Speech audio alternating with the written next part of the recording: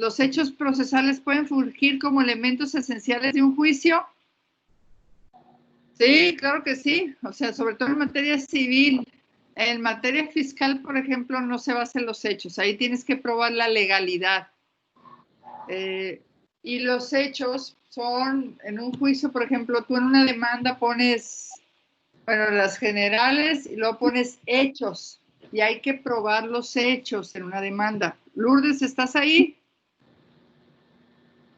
No vino Lourdes hoy, pero No lo en veo, una demanda. ¿Mande? no lo veo en la lista. No, a lo mejor no pudo. Pero en un juicio, por ejemplo, en una demanda civil, tú pones hechos y estableces, pues, por ejemplo, lo que hablábamos la semana pasada de una jurisdicción voluntaria para lo de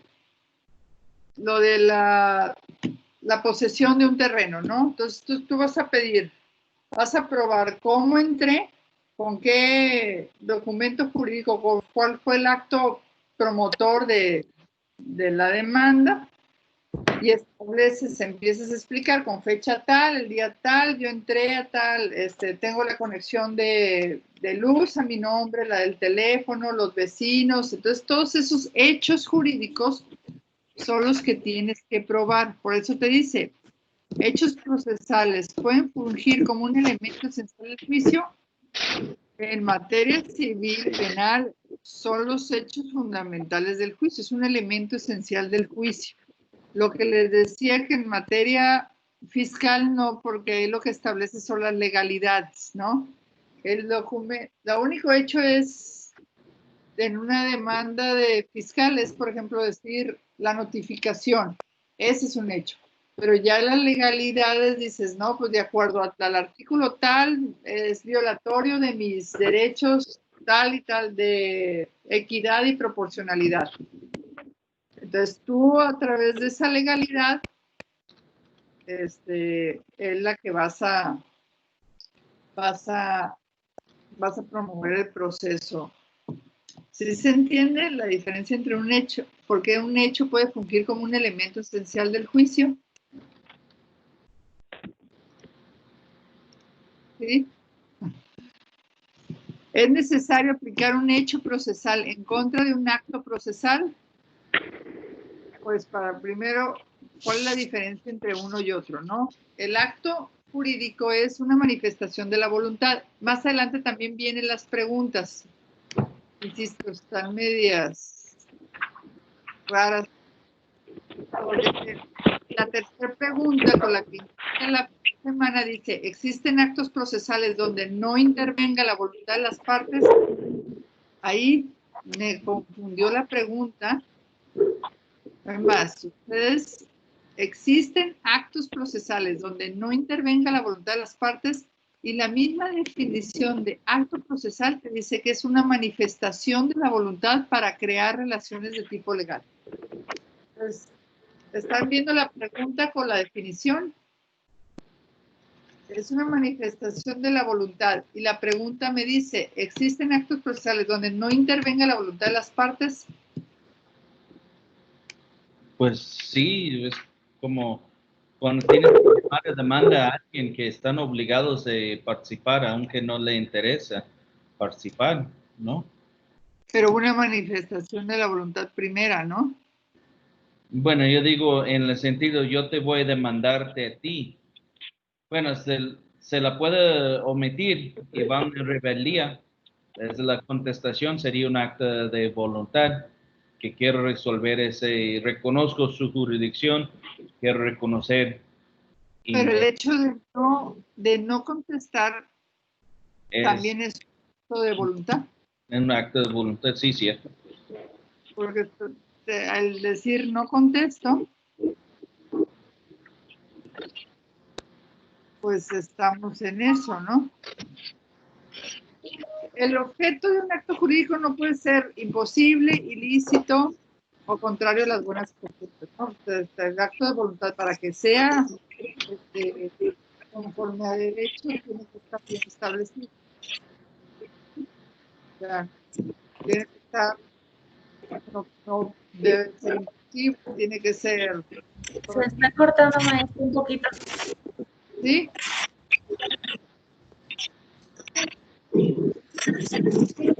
Por ejemplo, vender un riñón, acto de voluntad.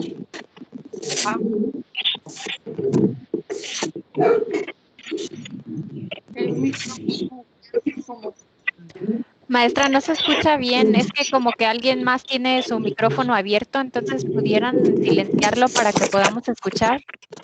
Quien no tenga que compartir video, podría no compartirlo para que sea mejor calidad de la llamada, por favor. ¿Ya? Sí, ya se escucha mejor. Gracias. Gracias. Hago un contrato y vendo un riñón. El acto jurídico sería el contrato. ¿Estamos bien? Y el hecho es el hecho se denomina como el acto que genera las consecuencias jurídicas. El acto se dice, no debe ser ilícito, no debe ser en contra de las buenas costumbres y no debe ser imposible. O sea, mi acto jurídico en principio ya está viciado, ya tiene vicios. Y está viciado porque es un acto ilegal, o sea, es un acto ilícito, está prohibido vender órganos, ¿no? Entonces dices, es que me estoy acordando de un caso que me pusieron una vez en digo, es hipotético, ¿no? Pero me decía el doctor, están dos pegados, ¿sí? Dos siameses. ¿Se puede casar o no se puede casar el siamés? Pues el acto jurídico sería el matrimonio, ¿sí?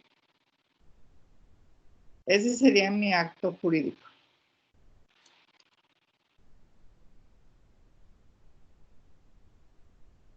¿Sería válido o no? Pero el siamés se enamora a uno de ellos, le propone matrimonio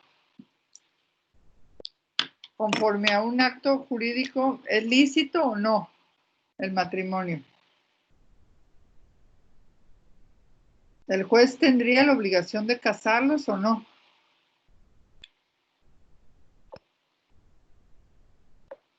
Entonces ahí viene ya toda una discusión, ¿no? Puedes decir es persona, o sea, es una persona, son dos personas.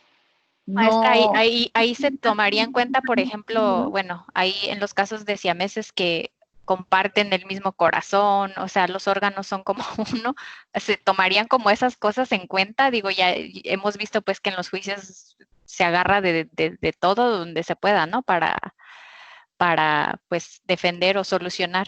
En ese caso también sería como parte de, o yo pensaría que no se podría casar, porque Pero pues están unidos, son dos personas en uno. por eso cada uno tiene su acta de nacimiento, ¿sí o no? O Bueno, sea, uno es sí, Juan y el otro es Pedro. Pedro. Y Juan se quiere casar con María. ¿Y qué dice el Código Civil? Matrimonio es la unión entre un hombre y una mujer. Entonces, como acto jurídico no hay una imposibilidad. Eso es lo que La unión sería entre un hombre y una mujer. Ese sería mi acto. Sí tendrían que ver los puntos que tocó la compañera en dado caso de que eso prohibiese concebir el matrimonio, ¿no? Así como cuando se va a casar normalmente un hombre con una mujer, se investigan ciertos puntos, si es factible el matrimonio, si es porque el fin del matrimonio pues es la reproducción, ¿no? Es el incrementar a la familia. Bueno, Pero no, dice el Código Civil, es mutua compañía o procreación. O sea, te pone así la es, O. Pero también para hacerse el caso, supongamos, para, no sé, no entrar mucho en tabú, un matrimonio normal, también se ciertan ciertos puntos, el que no vaya a tener alguna enfermedad o algo que pueda ser de herencia, pues no me acuerdo, que es hereditario, ¿no? Entonces se toman todos esos factores si es conveniente. Pues, o sea, el acto jurídico podría hacerse que sí se pudiese casar porque tiene su propia identidad, pero hay que ver también los demás factores que la misma ley, pues, protege a la persona con la que se va a casar, ¿no? Pero de hecho dice, no ir en contra de las buenas costumbres para que el acto jurídico sea lícito. O sea, no es un hecho, es un acto jurídico. El acto jurídico es el hecho, es la manifestación de la voluntad. ¿Cómo se manifiesta la voluntad? Pues el contrato es un acuerdo de voluntades. Miren la clase anterior.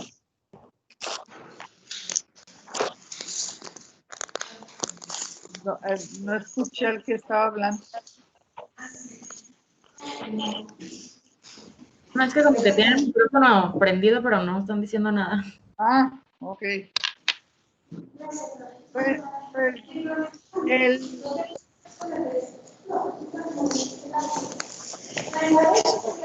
Cierren sus micrófonos porque se está escuchando toda por ahí. Gracias.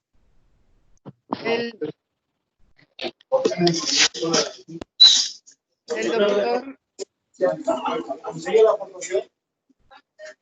doctor que me hablaba en aquella época y me decía sobre el acto jurídico, me decía que no, el juez tendría que decidir no casarlos debido a la moral y a las buenas costumbres. Pero ahí fue una alegata de todos, ¿no? Dijimos que ahí sí sería violatorio porque a discreción del juez, él está determinando qué es bueno y qué es malo, ¿sí? Es un acto de discrecionalidad, entonces el juez estaría violentando el derecho de libre albedrío, de decisión de la pareja, pero el doctor lo que alegaba es que al acto jurídico se le agrega el Pedro, pues que no tiene decisión, que nadie lo estaría tomando en cuenta, porque también quedaría unido a este acto jurídico sin él ser interesado en el proceso. Por ahí también tendría que mandar Pedro y decir que lo unirían en matrimonio con María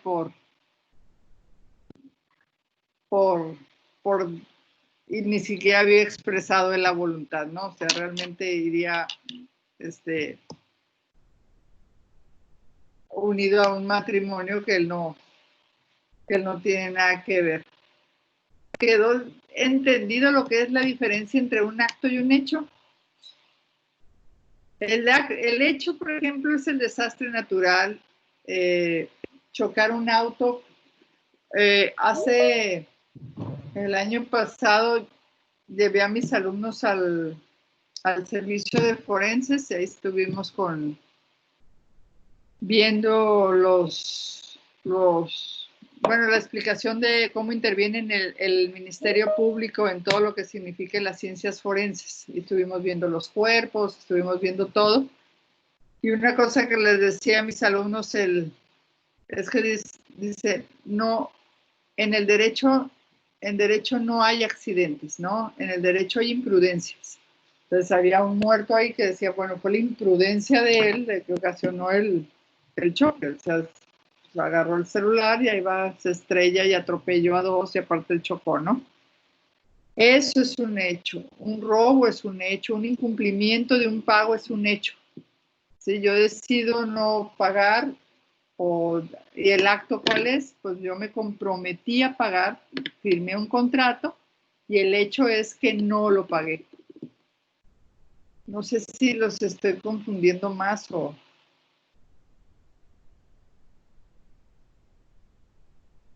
Yo sí me revolví un poquito. Mira, acto es la voluntad, manifestación de la voluntad, que era lo que decíamos, el matrimonio es el acto jurídico, ¿sí? Es la unión entre un hombre y una mujer para libre compañía, libre mutua compañía o ¿cómo se llama? Procrear. Hago un contrato también, te comprometes a pagarme 500 pesos mensuales durante 20 años. Ese es el acto jurídico. Tú te comprometiste voluntariamente a pagarme. ¿Estamos bien? El hecho jurídico es que no me cumplas. Hay un incumplimiento del pago. Entonces, el hecho es básicamente la acción que yo hago, la acción que genera consecuencias jurídicas. La repercusión que va a tener si no lo hago. Realizo el acto en el cual me comprometí. Ese es el hecho. Por eso yo les decía, en las demandas civil, penal, todas las demandas, lo que compruebo son los hechos. Por eso cuando tú ves una demanda dices, las partes, ¿no? Y vienen las generales de la parte, mayor de edad, casada, con domicilio, tal y tal y tal. ¿Estamos bien? Ese es un hecho. Digo, ese es parte de la demanda. Y luego dices hechos jurídicos o los hechos. Y los hechos son, hecho 1, esto pasó. Hecho 2, esto pasó. O sea, es la conducta que yo genero, es la conducta que yo hago que genera consecuencias jurídicas. Eso es el hecho. ¿Quedó bien? O Sí, a lo mejor el seguro, el acto jurídico, yo compro el seguro. Y el hecho es que vino un desastre natural y pues me rompió la casa, pues yo, mi seguro era a favor de la casa. Bueno, ahí hubo un hecho jurídico, no necesariamente fue la voluntad, sino que a través del sismo como el de ayer, pues se cuarteó mi casa y entonces ahí dices, ese es un hecho jurídico. O sea, a lo mejor, pues ya el seguro hay que reparar, hay que decirle a la aseguradora que, pues se comprometa a lo que habíamos acordado en el contrato cuando lo firmamos. ¿Estamos bien? Maestra, es como una adopción, también es un acto jurídico, ¿verdad? Sí, la adopción es tú decides adoptar al menor.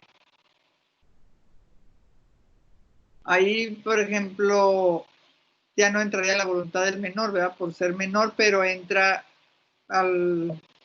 pues a lo mejor si lo tiene el DIF o algo, ellos deciden por el menor, bueno, de la tutela. Entonces son las 3 preguntas del principio las que acabamos de resolver. ¿Los hechos procesales pueden fungir como elementos esenciales del juicio? Sí, o sea, tan así que es hechos. Al principio de una demanda, ustedes ahí tienen que poner los hechos jurídicos. ¿Es necesario aplicar un hecho procesal en contra de un acto procesal? Pues necesita haber un acto procesal para que haya un hecho procesal, o sea, vienen ligados. ¿Existen actos procesales donde no intervenga la voluntad de las partes? Pues ya vimos que el acto procesal es una manifestación de la voluntad. Entonces, a fuerzas tiene que haber voluntad de las partes.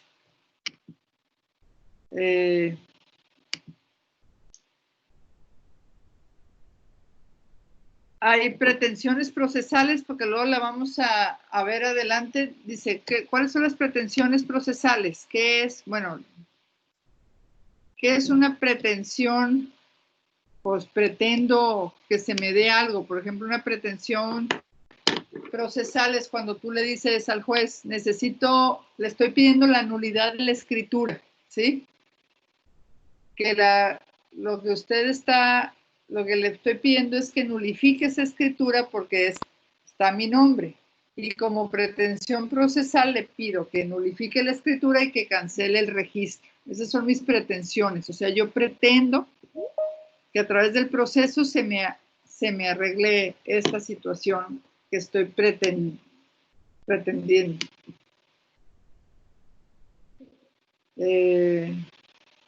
Que las características, la acción es ¿qué te dice? Pues es un derecho subjetivo, la pretensión procesal, la cual le pido al órgano jurisdiccional que materialice mi pretensión. O sea, lo que quiero es que lo realice lo que le estoy pidiendo, lo que estoy pretendiendo con esta demanda.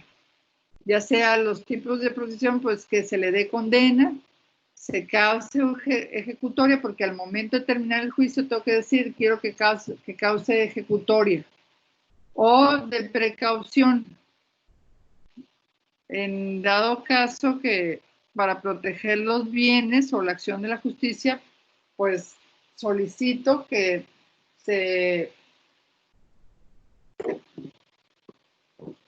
de manera precautoria se sustraiga, por ejemplo, al menor. ¿Por qué? Porque la mamá puede causarle algún daño al menor, entonces eso hace que haya precaución. Y las dos últimas preguntas es, ¿cuándo procede el principio de cosa juzgada? ¿Alguien sabe esto? Eso sería ya cuando la sentencia se causa ejecutoria. Cuando Ya- ya quedó Ya no hay firme, recursos, ya no hay nada.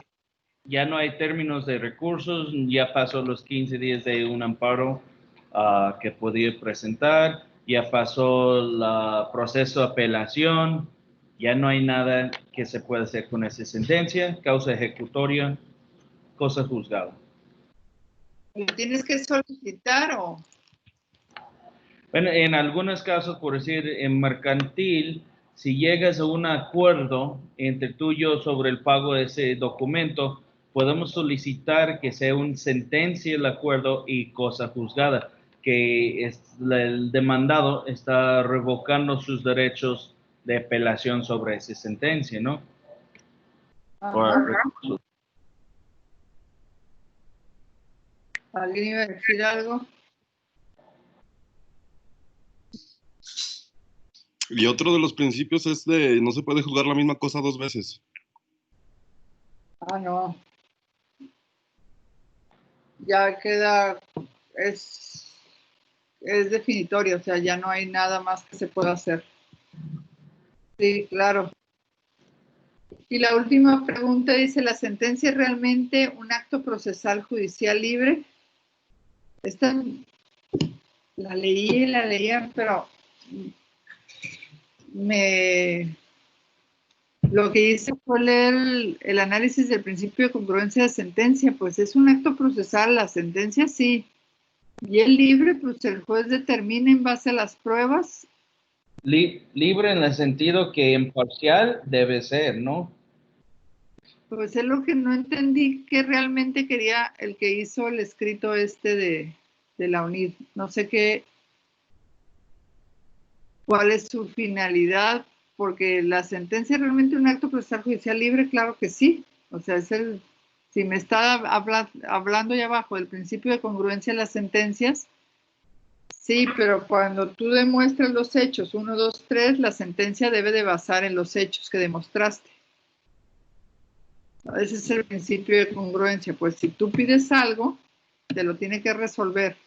No se puede ni exceder ni limitarse. El juez básicamente tiene la obligación de resolver sobre lo que se le está pidiendo.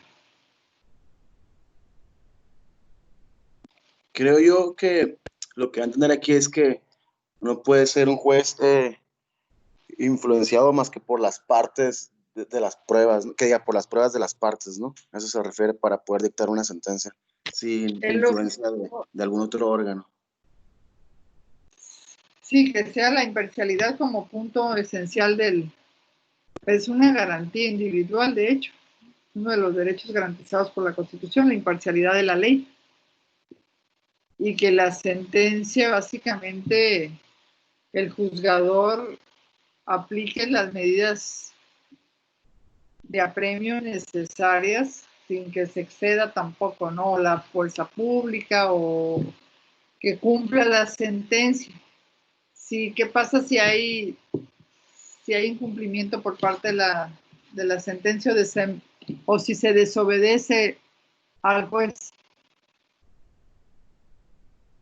Se Pues puede se comete un obligar. acto antijurídico, ¿no? Y exacto, se le puede... De hecho, se multa, se inhabilita al funcionario que desobedezca y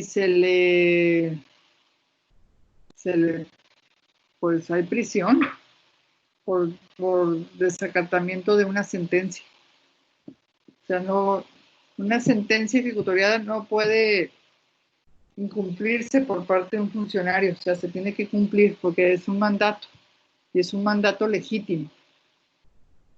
No, entre ellos la puede causar la destitución. Me atoré la palabra. Se la puede quitar la cargo de la funcionario público que niega de cumplir con el ordenamiento. Sí, sí, claro. Pues por eso, no, y aparte se le condena al juez, o sea, te destituyen. Tienes que pagar por el daño causado y aparte es prisión. O sea, sí, el desacato de una sentencia es grave. O sea, no puedes no hacerlo. O sea, y tiene vías de apremio para todo, o sea.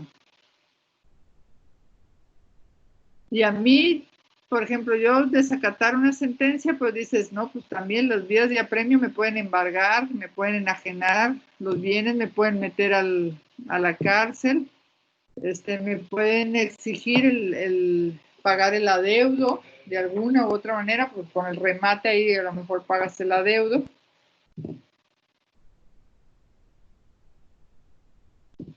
Y ya, ahora sí que acabamos más rápido. Creo que con esta nueva modalidad, pero de todas maneras en la noche, si le echan una leída a todo, se las pueden contestar. De hecho, le dije que se trajera un expediente, a ver si me hace caso. Pues que me dice que tiene expedientes completos para que ustedes lo vean cómo son. Oiga, maestro, una pregunta. Perdón. Adelante, compañero. Una pregunta, maestra. Sí. ¿En el proceso penal sí cambian o no las partes en un proceso?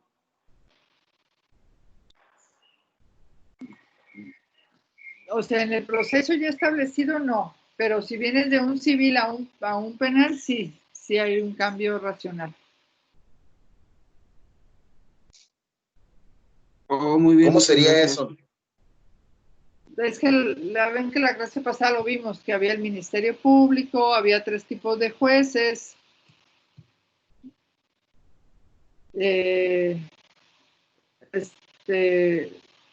Pues el juez de recepción, de alzada y de todo, del que dictaba sentencia, que a veces eran 3, a veces era 1, en realidad siempre era 1. Y era lo que habíamos visto. Se me hizo que el señor que redactó la clase, porque la pregunta no tenía como que relación a lo que estábamos viendo en el tema, sino que la relevancia era, o así lo asumí yo, o así lo interpreté yo, que venía de un sistema civil a un sistema penal. Fue lo que... Pero sería cambio de órgano jurisdiccional, ¿no? Sí, claro, pues pasa de uno a otro, pero no, es que no había otra manera de interpretar la lectura, interpretar la pregunta. Porque las partes, bueno, yo tengo entendido que son, pues, estamos hablando que serían las víctimas y el imputado, ¿no? Sí, claro.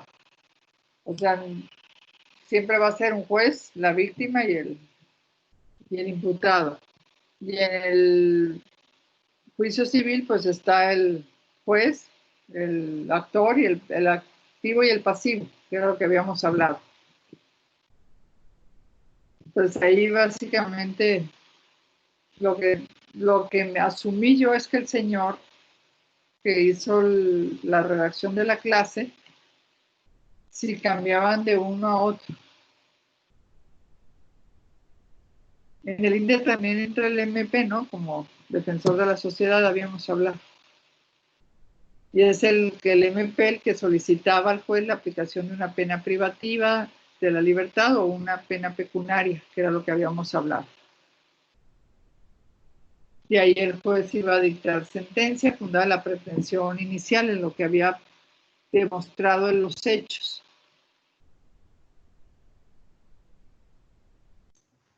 Licenciada, respecto de la segunda pregunta, la que dice que si la sentencia, a ver, déjeme la leo textualmente, ¿la sentencia es realmente un acto procesal judicial libre?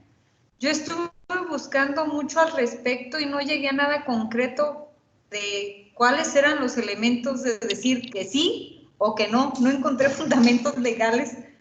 Eso lo dejé pendiente. No sé a dónde me pueden causar como para buscar la respuesta de esa pregunta o cómo la podemos asentar. Yo lo que entiendo es el principio de congruencia, lo que me está hablando de que el juez debe de cumplir con, pues es una regla de derecho procesal, ¿no? Aquí es la forma en que el juez obliga que todas sus decisiones sean congruentes o concuerden con los hechos. Haz de cuenta que si tú hablaste de 3 hechos y demostraste los 3 hechos, el juez, al dictar sentencia, tiene que darle respuesta a los 3 hechos que tú demostraste. O sea, por eso te dice, son concordantes, son congruentes. Entonces, yo entiendo que eso debería de ser la respuesta, ¿no? El principio de congruencia básicamente es las decisiones del juez, todas las decisiones del juez deben de ser congruentes o concordantes con los hechos. ¿Te acuerdas? O sea, decíamos, ¿qué hechos? 1, 2, 3 o 4. Y la sentencia se debe basar, resuelve punto 1 por el hecho 1, punto 2 en el hecho 2, punto 3 en el hecho 3. O sea, tiene que darle respuesta a cada uno de los hechos o peticiones. Si tú hiciste hechos y peticiones en la demanda, el juez tiene que resolver todos los puntos. Bueno, en algunas veces en el administrativo, si la ven la nulidad del documento que no cumple los requisitos, se pueden salir la sentencia diciendo que no hay necesidad de estudiar a fondo el contenido del documento porque no es un acta administrativo y la da nulidad, la analiza. Pero te lo responde, pues. No lo deja. Pero sí, no detalladamente, pero sí dice los demás puntos no son necesarios de estudiar a fondo. Sí, pero sí, efectivamente, es como dice la maestra, ya los analizó y aunque no te está dando lo que nosotros conocemos exactamente como una sentencia, pero sí está llegando a una resolución. O sea, te está resolviendo. No es necesario estudiar de fondo porque en los documentos que tú me presentas encontré A, B, C, D y por tanto no es necesario porque se va a resolver de tal o cual manera porque así va a llevar el hecho. Exacto, el estudio a fondo no tiene ningún efecto. Exacto. Entonces, sí está llegando, jurisdiccionalmente sí está llegando a una terminación, aunque no sea a través de una sentencia. Y yo creo que aquí la pregunta sí era con el afán de confundirnos, porque aunque nos está diciendo ahí que si hay libertad de sentencia, pues sí, efectivamente, sí hay libertad para dictar una sentencia. Lo único que se tiene que atañar pues es a los hechos, porque no puede dictar sentencia sobre nada. Si es libre de analizar los hechos, no tiene ninguna injerencia ni por una parte ni por la otra para dictarla en un sentido. Bueno, técnicamente así tendría que ser, ni tampoco la intervención de otro órgano jurisdiccional como para dictar sentencia en cuanto a un hecho concreto, puesto que ya la serie de actos o el proceso ya se ventiló y conforme a esos actos tiene que resolver. Entonces, sí, tiene libertad de estudio. Yo creo que sí hay libertad de sentencia conforme al principio de congruencia. Sí. Gracias. Maestra, yo tengo una consulta. Para esta actividad se pide el cuadro sinóptico e indica que hay que explicar los actos procesales de las partes y sus características, así como la influencia en los actos procesales realizados por el juez. ¿Sería posible que usted nos pueda dar un ejemplo de uno para en lo consiguiente poder indicarlos en el cuadro que yo realice de acuerdo a un ejemplo que usted me esté dando? Quisiera como hacerlo lo más cercano posible a lo que usted está esperando en el trabajo. No, pues un acto jurídico es el contrato. O sea, puedes decir un contrato y basarte en ese contrato. O sea, lo que es hacer en forma de ejemplo. Está bien, está perfecto en forma de ejemplo. Puedes poner pues una compraventa o una promesa de compraventa. La promesa de compraventa, pues si tú ves ahí en el Código Civil, tiene que tener la cosa que se va a vender, el precio y el término. O sea, Esas serían las características. Ese sería el acto, sí. Y el hecho sería que tú no, al final dijeras, no lo compro. O sea, no, es que aquí lo que pides, un acto, por ejemplo, el ejemplo que yo le pido, perdón, es un acto procesal, ok, usted me dice el de compra-venta, y hay que poner las características, son parte de lo que va a llevar el cuadro sinóptico, y hay que indicar la influencia en los actos procesales realizados por el juez. Entonces, por eso es de que quería que me diera un ejemplo. ¿La influencia no se refiere a las pruebas? Tienes que demostrarlo. O sea, por ejemplo, ahí tendrías que poner, tú redactar yo te digo el de promesa porque sería más fácil, ¿no? Te prometo venderte el lote enfrente de mi casa. Te tiene vista al mar, por decir algo. Y si no me lo compras, pues a lo mejor yo te hago un edificio y te tapo la vista al mar. Que, por ejemplo, aquí en Playa, no lo puedes hacer porque la vista al mar es un valor agregado. O sea, tú no le puedes tapar a alguien la vista porque hay un detrimento en su propiedad. O sea, le causas que pierda parte de su patrimonio, pues. O sea, la vista al mar es un bien agregado.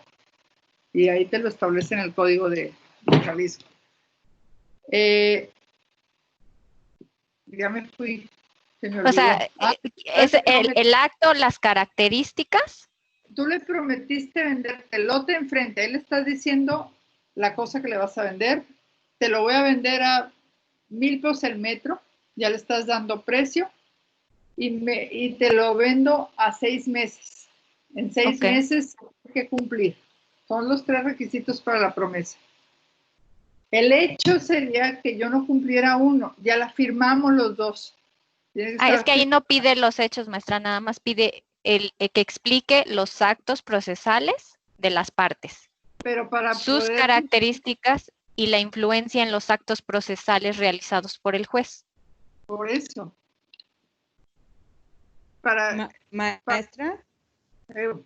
A ver si yo capté bien. Bueno, en lo que yo investigué, yo lo separé de esta manera, como actor y como demandado. Por ejemplo, como actor, ¿cuál es el proceso? Bueno, demanda, conciliación, ofrecimiento de pruebas, alegatos y sentencia. Y ahí explicar un poco de cada uno de ellos.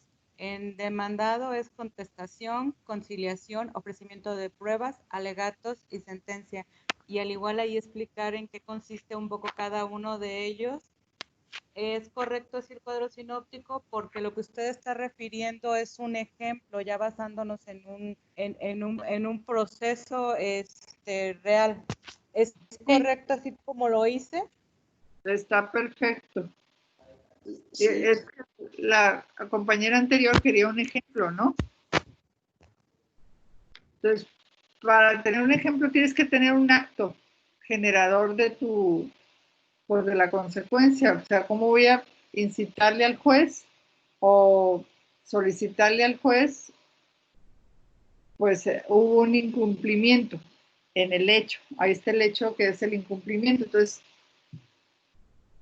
lo que haces es exigirle al juez que cumpla con el acto jurídico, que ya me perdí, yo creo. ¿Sí me perdí o no?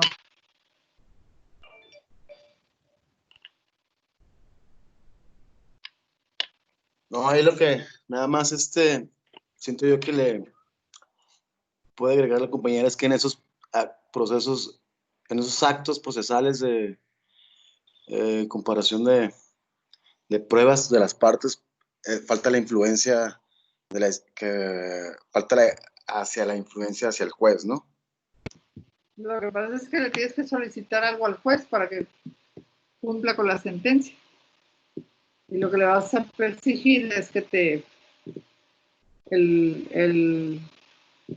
la compra. O, por ejemplo, ya decidí no venderte porque sé que vale más. Entonces, tú puedes decirle al juez, o sea, hay un incumplimiento en el acto o en el contrato de promesa de compraventa y lo obligas a vendértelo al precio que te lo dio. Ahí saliste más ganón tú. El ejemplo, pues ya sería todo, ¿no? O sea, las pruebas, pues tú dices, la prueba es el incumplimiento, se desistió de vendérmelo, pasaron los 6 meses, no. Los alegatos, pues es que ya no me conviene porque pues el metro cuadrado vale más de lo que... Sí, pero pues eso, ahí no va a proceder, ahí básicamente lo puedes obligar a vender.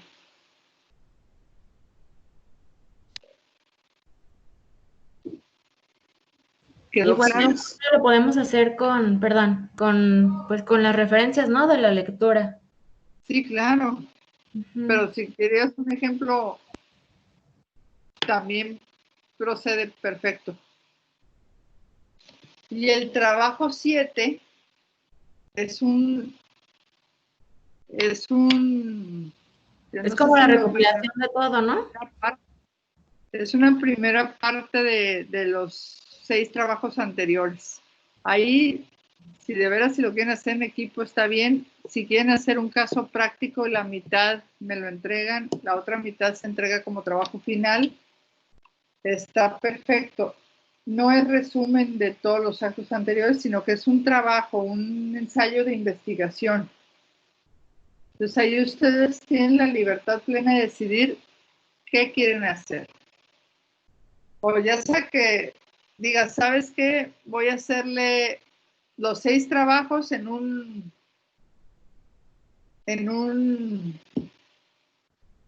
marco conceptual, va a estar cañón el marco, va a ser enorme, pero lo pueden hacer. Sí, se los dejo la libertad. Si me quieren entregar ensayo, me lo entregan. Si me quieren entregar un caso práctico, me lo entregan. Nomás, acuérdense, tiene que estar dividido en 2. Es primera parte y segunda parte. ¿Y el caso práctico más o menos cómo sería? Pues así como el de la promesa, o sea, inventar un caso ustedes, nomás que entre parte del... Si no entran todos los temas, no importa, pero a lo mejor agarran algo de la primera, segunda, tercera semana. ¿Puede ser, maestra, un caso práctico de un incumplimiento de contrato y empezar cuáles son las etapas procesales y así? Sí, claro. Excelente, gracias.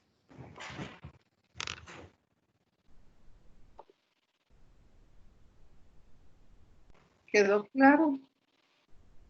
De todas maneras, estoy abierta a lo que me digan, ¿eh? O sea, no es así como... Puede ser de cualquier materia, civil, laboral, mercantil, penal. No estás llevando un caso y lo quieres resumir en lo que hemos visto, perfecto. Ok. Oye, maestra, me interesa, bueno, ahorita estoy llevando un amparo. No sé si alguien más anda metiendo los amparos ahorita por la COVID, pero algo que está haciendo los juzgados federales es que no están señalando audiencia constitucional. Y la estoy tratando de aplicar a lo del proceso, y aunque hay un acuerdo general que especifica que nada más van a llevar la audiencia constitucional en ciertos casos donde no es necesario que está físicamente las partes en la audiencia, estoy tratando de guardar eso en la materia que la estamos viendo ahorita para tener un mayor conocimiento y entendimiento de lo mismo, para poder aplicarlo. No sé qué tiene usted como de comentarios sobre todas las modificaciones de procedimiento a causa de la emergencia sanitaria. ¿Qué ha sido su experiencia? ¿Cuáles son sus alcances?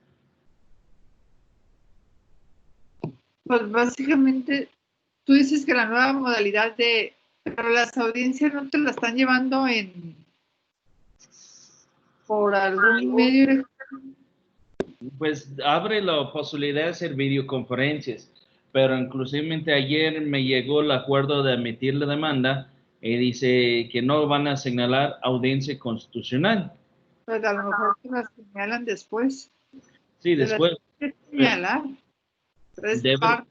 Eso tienes que ser escuchado. Es un violatorio, inclusivamente ya la metí la queja por lo mismo, porque en la naturaleza de la demanda no hay necesidad de presencia física de las partes como está dentro del acuerdo 13-2020. Pero la cosa que a mí me preocupa aquí, estamos hablando del amparo que generalmente es sobre los derechos constitucionales que tienen todas las personas, y negando una audiencia constitucional significa que no puede reponer el derecho violentado hasta que cabe el contingencia sanitaria, de pocas palabras. Y yo creo que no es contrario a la naturaleza de la procesal, el proceso de recibo la demanda, pero suspendo la resolución. Pues es que tampoco te pueden negar la admisión de la demanda, estaría peor que te la negaran. Exacto. Yo creo que, pues ahora sí no sé qué decirte yo, porque el juez, el magistrado tiene que determinarlo si sí o si no, te tiene que dar la audiencia en algún punto. Sí, la cosa que de hecho se están llevando virtualmente, ¿no? Sí, pues, de hecho, tuve un divorcio virtual. Digo, no mío, pero... En materia de amparo, efectivamente no se están llevando, o sea, no se están señalando las fechas para la audiencia por la suspensión de los plazos, pero sí se está desahogando el juicio. Entonces, independientemente de que no hayan señalado una fecha, no quiere decir que ya recibieron la petición de amparo y ya lo fueron a encajonar o ahí está sin hacer nada. Se hace la admisión y se está requiriendo a las autoridades, puesto que por la naturaleza jurídica de lo que estamos viviendo, hay autoridades que no cesaron sus labores, todas las que involucran seguridad del ciudadano, la impartición de la justicia, etcétera, aunque sea a distancia, pero se está trabajando. Entonces, efectivamente, habría que verificar si ya solicitaron los informes a las autoridades, porque sí se están enviando, y te aconsejo, compañero Joe, que optes por el juicio en línea. El juicio en línea te va a dar la opción de que te estén informando y notificando al correo electrónico que tú estés señalando. Tiene ciertas características, tienes que tener una firma electrónica, si no tienes todo ese tipo de cosas. La estoy haciendo por Firet, sí. Con la Firet, perfecto. Entonces te tienen que estar notificando, te tienen que notificar cuáles son los pasos que han seguido, para que no quede el proceso sin resolver, porque sí se están llevando a cabo. O sea, no están descansando. De hecho, insisto, yo trabajo en un juzgado y yo estoy trabajando 3 veces a la semana. Sí, no, efectivamente sí le están llevando el proceso. El cuestión aquí es que sobre el proceso, la ley dice que en 30 días debe de señalar la audiencia constitucional, pero por un acuerdo general no lo están haciendo, y siento que ese acto es violatorio al proceso, y estoy tratando de encuadrarlo como para en la materia que estamos viendo ahorita, lo que es el actos procesales. Y esa viene la naturaleza de mi pregunta, aclarando. Yo creo que no. Es que él está tratando de encuadrar ahí lo que es, porque si la ley te determina cierto tiempo en la espera, pero pues como él mismo lo mencionó por la contingencia, pues no es lo que se las están haciendo al servicio secreto ya que. Ahí yo creo que son los tiempos de cada juzgador. Sí. Y ahorita yo creo que no te va a proceder una de violación porque estamos en tiempos extraordinarios, pues no es así sí, como... es lo que debe decir, es que no va a proceder. Bueno, a lo mejor sí nos estamos equivocando, no sé qué criterio tengan, porque estamos viviendo tiempos extraordinarios, no es un tiempo normal. Entonces, sí, efectivamente, tú estás pidiendo que se le respete un derecho, no sé sobre qué verse la demanda, pero la Suprema Corte determinó que se suspendieron los plazos y no está corriendo plazo en ningún expediente, por eso no te están señalando fecha. No tiene caso que tú me presentas la demanda y yo cuento los 30 días, si todavía el plazo va a seguir suspendido, voy a tener que diferir y así sucesivamente. Sí, no, efectivamente, en cuestiones de la emergencia sanitaria, cada órgano está haciendo sus propias reglas por la falta del legislativo de legislar alguna regla, norma general sobre lo mismo, ¿no? Es lo que opino yo. Sí, es lógico. ¿Solicitaste incidente? No solicitó suspensión. Es un trámite. Pues podría solicitarla, porque, por ejemplo, nosotros estamos resolviendo con suspensión, porque esa es muy sencilla y son 5 días. Y ahí, si optaste por tu juicio en línea y es un caso urgente que se determina dentro, el acuerdo general dice cuáles son los casos urgentes. Es el 3, el que tú estás leyendo. Entonces, si es un caso urgente, solicita que te aperturen el incidente de suspensión. Entonces, ya con eso, con la suspensión en lo que se resuelve, te la van a dar generalmente, si es un caso urgente, lo que tú estás diciendo, pues se autoriza. Te suspenden temporalmente para que las cosas se queden como antes de que estaba el acto, hasta en tanto se pueda resolver. Sí. Sí, no le había solicitado la suspensión, pero hoy estoy preparando la ampliación por un acto jurídico nuevo ya, de la misma, como dice el artículo 107 de fracción. La ley de amparo. Sí. ¿Cómo ves? Pues. Okay. Entonces. No sé. Adelante, maestra. No, ya quedaron dudas. Sí, yo. Entonces, ya nada más de la tarea 7 puede ser un caso, o igual como dice aquí en la actividad que dice, el detalle de esta actividad es que se deberá redactar un ensayo desarrollando los elementos como la acción, órganos jurisdiccionales y elementos de la prueba. O sea, también podemos hacer eso, cualquiera de las dos.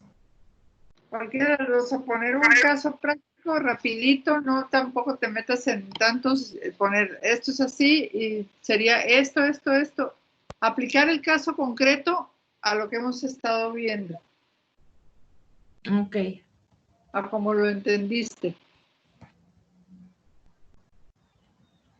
Pero sí, sí a lo mejor, o lo quieres hacer un ensayo, puedes hacer un ensayo, o quieres hacer un marco conceptual, marco conceptual, como tú quieras. Sí, cualquier opción es buena, entonces. Yo me iría por el caso porque es más fácil, es más rápido y ya aplicas todo el conocimiento a un caso concreto. Ok. O sea, que se aprende más. Sí, muchas gracias. Maestra, tengo entendido que vas a tener una sesión en la noche. 8:30. 8:30. Yo no, voy a estar yo aquí, pero mi marido va a estar. Dudas, comentarios, lo que quieran de un proceso, él lleva mucho procesal. Entonces, Si quieren y si no me dicen, ¿saben qué? No. Y ya no lo... Ya No, no lo sí, hago está en muy bien. Nada más sí, ya le comentaba que no puedo porque tengo otra clase en la noche, pero si me hacen favor de grabarla para verla después. Ok, sí, con gusto la grabamos. Sí, muchas gracias. Ok, entonces nos vemos en la noche. Ya pusieron a trabajar a mi marido. Sí, él dice así como, y no los voy a ver, sí los vas a ver, le digo, pero la pantallita, no te preocupes, no pasa nada. Pero es como que no viera a nadie. Sí los ves, le dije, sí se ven. Está medio estresado, pero